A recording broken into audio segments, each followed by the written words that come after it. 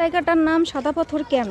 আমার মনে হয় কি, আমার ইসে যতটুকু ধরলো, এখানে সব পাথরগুলো না সাদা সাদা, কয়েকটা পাথর আছে কালো কালো রং কালারিং, কিন্তু বেশিরভাগ পাথরই কিন্তু ওই যে দেখেন সাদা, অনেক পাথর। তো এই যে শেষবারের মতন দেখে নেন, মোটামুটি এইটাই হচ্ছে আমার আমার জানা মতো আমার এখানে শেষবার, জানি না এরপরে কি আছে। তো এই যে এইখানে দেখেন দোলনা আছে, আর একটা ওই যে ফটো করছে সেলফি বুথের মতন। তো এই জায়গায় এই যে সবাই বসে বসে ছবি তুলতেছে, ঠিক আছে। আমাদের এখন যাওয়ার পালা। এই যে এটা হচ্ছে সাদা পাথর, এখানে সবাই ছবি তুলতেছে বসে বসে। প্লিজ ওই সাদা পাথর স্পোর্টসের ওই পাশে ওই লেখাটা একটু কি একজন 20 টাকা? ওই জায়গায় কি টাকা লাগে বসতে?